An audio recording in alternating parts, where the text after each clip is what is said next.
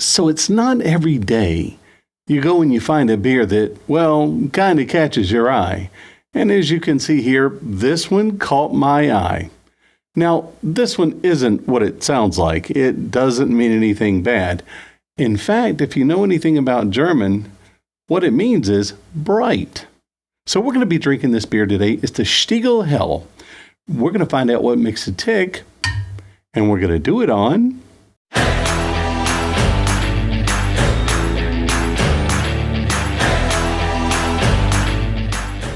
So are you ready? We're going to be cracking open this can. We're going to find out what a German hell well, actually it's Austrian. To kind of give you an idea, it comes from Salzburg, Austria. It's the Stiegl from the Stiegl Brewery. And we're going to find out what makes it taste so good. It is the Helles, remember we said earlier, Helles or Hell, bright. That's German for bright. Lager beer. 4.5% alcohol by volume. Now, it does contain a little bit over a pint or 50, it says centiliters. I would think that'd be more like 500 milliliters. We should be able to fill it right in here. Now, I don't have the correct glass as to what they had in the illustrations there for Stiegl. What I've got here is my normal kind of weedish glass, if you would. I don't mind using it. It's a great little glass here. It's pretty usual.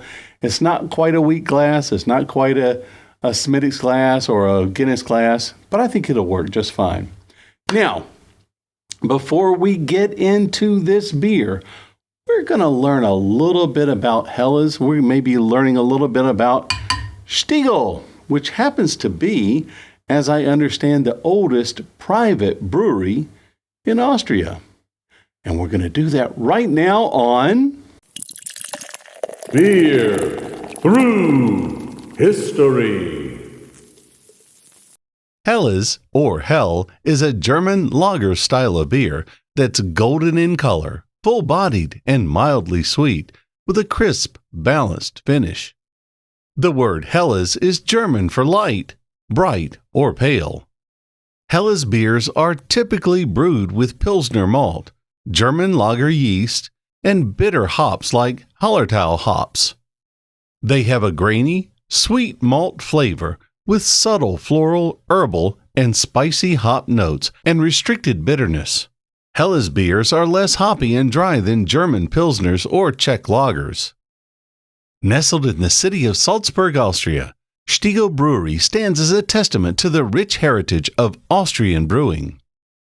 Founded in 1492, Stiegl is not just one of Austria's oldest breweries, but also a symbol of Austrian quality. Stiegl's history is intertwined with the cultural and historical fabric of Salzburg. The brewery's name, Stiegl, translates to little stair in German, a reference to the small staircase that once led to the original brewery site. Located on the footsteps of the Alps since 1492, the brewery has one of the most revered freshwater supplies in the world. Water from the Untersberg mountain is used exactly as it emerges from the ground and makes up 92% of Stiegl beer. The brewery's hops and grains are all sourced from Austria. Stiegl is a private brewery with centuries of tradition. Sustainability, regionalism, adding local value, and, above all, the quality of our beers and services have been our top priorities for 525 years. Today, Stiegl offers not only Hell, but Goldbrau, a variety of fruited beers, Weiss, and Parexelas Bio Zwickel. Interesting stuff. You know, I really never knew that much about Stiegl. Didn't know really anything about, Salzburg, Austria either. But I am glad to know all that great history of, Austria and their brewing traditions. Now, like I said earlier, we are going to crack into this beer. We're going to find out what makes it tick.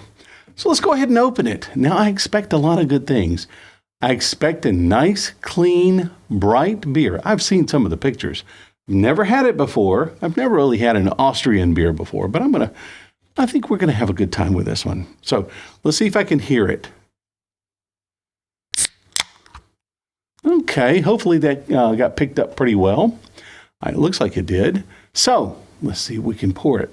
Now, as you know, I like to pour it a little bit sideways here.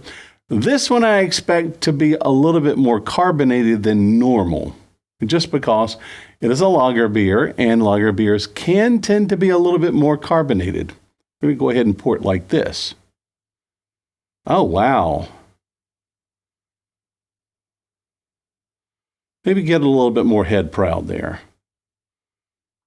Yes, indeedy. Yes, indeedy. I'll tell you what it looks like in a minute. Oh, you can't have asked for a better pour than that. That is excellent. Wonderful. As you can see here, of course, right up to the top, very head proud or glass proud, and it's got a nice, beautiful color. Now I'm going to show you the color in just a few seconds. Remember, we're going to be judging our beer on the 5 categories of the Beer Judge Certification Program. We're going to go for the aroma first, because that's just easier. We're going to look at the appearance. We're going to do the taste. Naturally, we want to do the taste, the mouthfeel, and then, of course, the overall impression. That's what we really kind of drink beer for, right?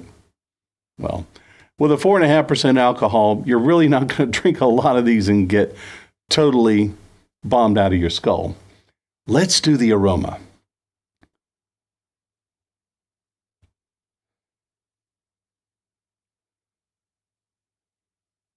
Now, I'm not getting a lot of aroma from it. Let me do it from the can. Ah, that's much better. Now, from the can and from the glass here, I am getting some really good malt sweetness. I think a lot of that malt sweetness is coming from the malt that they used, the pale malt that they used involved, as well as we can see it coming up here in the appearance. We'll see the pale malt. But I think the sweetness on it, at the hops, it doesn't have an overall hit your face like you would the Oktoberfest or the Hellesbock that we had. We reviewed backwards. And if you need that, I'll see if I can put a link in the description here. Maybe a little floating thingy somewhere that'll tell you where it is. But as we know about these lighter beers, they're not meant to be just like in your face. They're meant to be taken, consumed, perhaps consumed with a meal. Now, again, it's got a little bit of a sweetness. I'm going to say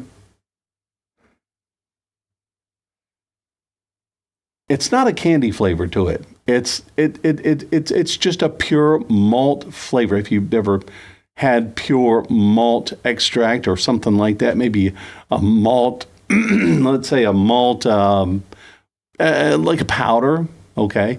Not like a malted milk ball or anything like that, but a malted powder. You'll actually taste exactly what I'm talking about. Almost reminds me a little bit of a ginger beer, but not with the spice, okay? Not with that burning ginger flavor. Doesn't smell like ginger, but it has kind of that idea. Now, we're going to get into the appearance. You remember we looked at Narragansett, and we just kind of said, well, it's a very light beer. It was kind of medium of the road there, not really much. Well, this kind of reminds me of Narragansett. Now, it's very light colored. Naturally, it's going to be light colored because it's a Helles or a Hell. So it's bright. It's going to be very clear. There's no haze to it whatsoever that I can see. Nothing like that. It's going to be crisp and clean, visible all the way through. It's going to go in your glass. It's just going to look just sparkling clear. And especially in the sunshine, it's going to be wonderfully visible. But that's what it looks like there. Now, there's not any Brussels lace currently. If you never really saw Brussels lace, I'm actually going to show up a picture here in just a few seconds of what Brussels lace looks like. In fact, you should be able to see it about now. That's a picture I took at a local bar, and there was so much Brussels lace, I just had to go, okay, Now you know what it looks like. But this is what it looks like around the top. Nothing yet. I haven't drank the beer yet, so nothing's pulling down from the top. Okay. But if there does happen to be some, I'll show you. Now, like I said, for the appearance, clean, crisp. Let's see what the taste is like. Now, I expect a lot of good stuff from this. This is Austrian. This is from the land of some of the best beer you'll have. Anything in Bohemia, anything in Germany, anything in Austria. Yes, Poland. All right, Poland makes some great beer. I think we had the Zovish that we tried, and it was magnificent. So we're going to try this.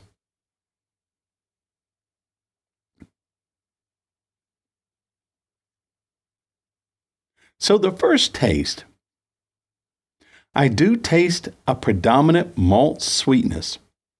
I don't taste a Bavarian hop. Nothing like you would like one of the noble hops. I like talking about the noble hops because they're the four of them: Satz, Tettnanger, Hallertau, and Spalt. Spalts? Anyway, those are the four that are predominant around that area.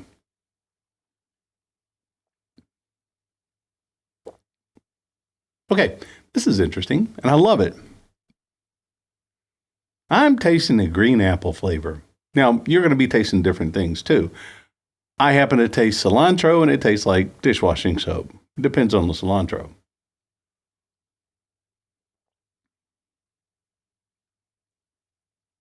But this has a green apple, very muted. It's not very predominant.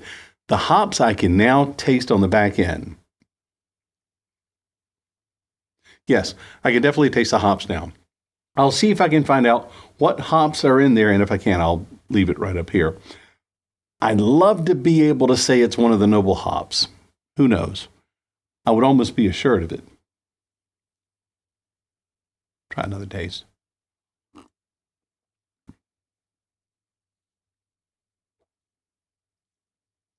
That initial green apple, or that initial apple flavor, has gone away. It's being replaced by the malt, by the hops. Still very good, though. Yes, it's light. It's not going to be an in-your-face type of beer. It's going to be a German, Austrian, that type of flavor. Something, it's very approachable. You can go to it, drink it, and be okay with drinking it. I could say that if you're going to be in Austria somewhere, or perhaps at a restaurant that serves it, you could have a good number of these and not worry about, am I just wasting my money? Am I just buying something that is way above my palate? It's very approachable for just about every palate. Okay, so that's one way of putting that. Now as for the mouthfeel. The mouthfeel is not wet at all. It's quite dry. You're going to be drinking it. You're not going to want water, but you're not going to want something to wash it all down with. It's not like drinking a cola. Maybe a Sprite, depending. But I would say something like a Sprite. It does taste a little bit lighter than the Narragansett that we reviewed a while back, but not Narragansett. Narragansett was just beer. This has a characteristic to it. This has a uniqueness to it that I think you would enjoy, even if you were to just buy a few of them, bring them home, enjoy them with a meal, sit back and relax a little bit, have some friends over. You're not going to be pretentious with this beer. That's the good thing. I think it's, like I said, very approachable, very, very personable. Okay. Now, in terms of the overall impression, well, come on. It's Austria. It's a lovely place. I've never been there, but I've heard so much about it. The mountains, the valleys, the vistas, and the beer. This is going to be one of the top ones if you want a Hell or Helles, which is bright, of course, a very pale, something that is not going to really hit you in the face. Pardon me there. Woo-ha. Love that.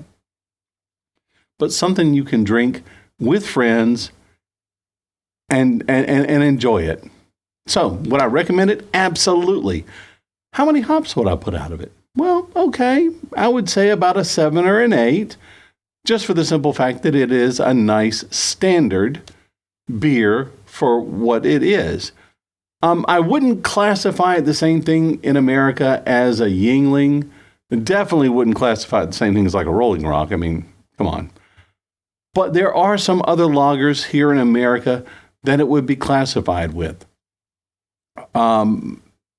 It's because of its approachability, that's why I'm going to give it about a 7.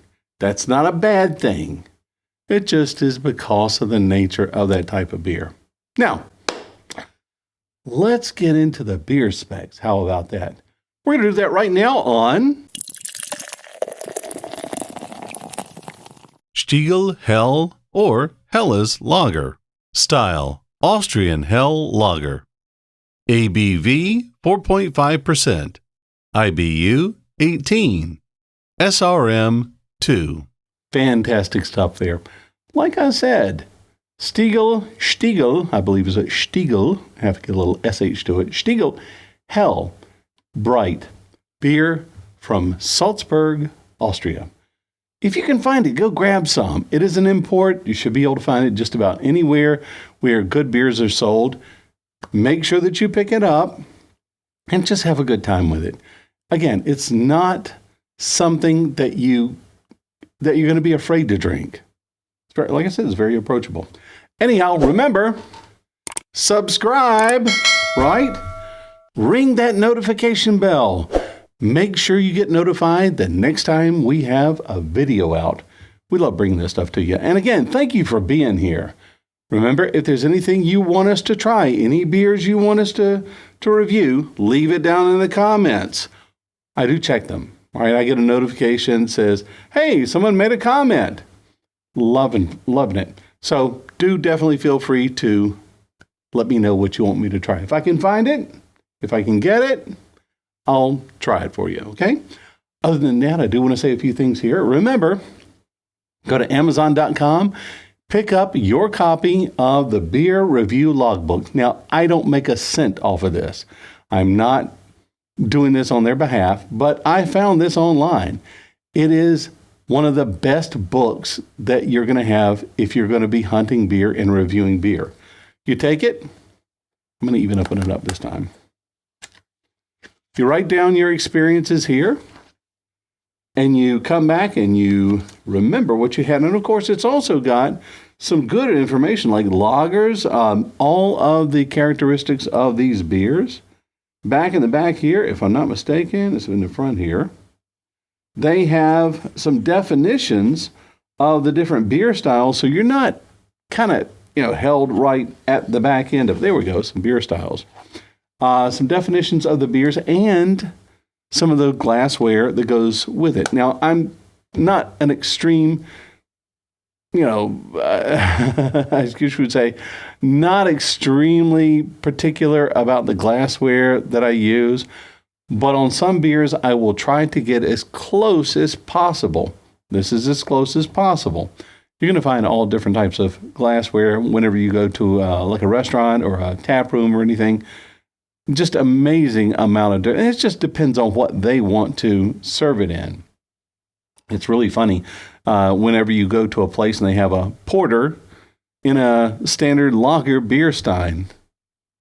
Come on, please. Y'all know better than that. But that aside, we've got that. And if you're ever in the upstate of South Carolina, do hit any of the tap rooms or any of the beer venues around and look for the Upstate Ale Trail.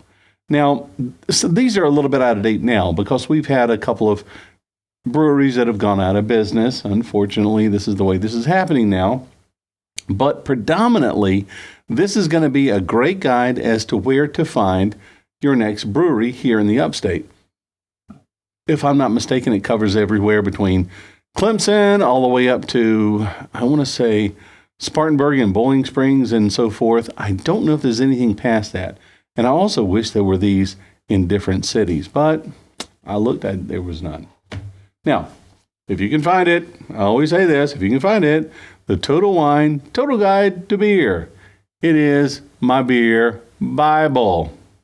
Okay?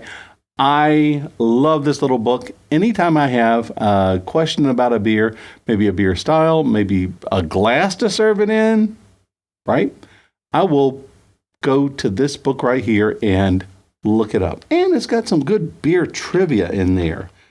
Just some amazing stuff. I'm not going to read out of it, but I guarantee you, if you can find a copy of this, definitely get it. It's well worth it.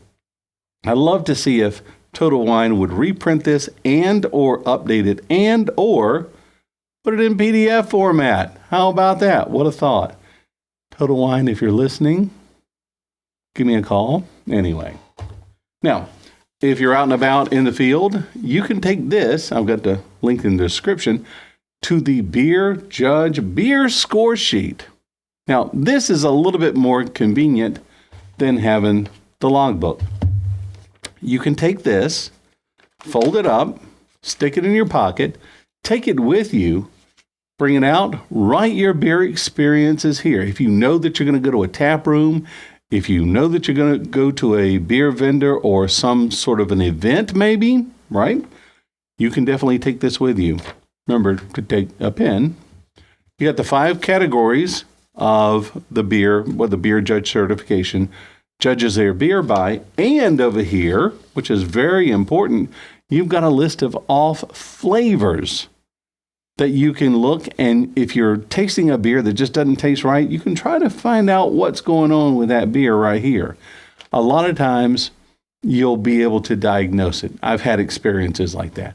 But the great thing about it is you could fold it up, stick it in your pocket, and take it with you.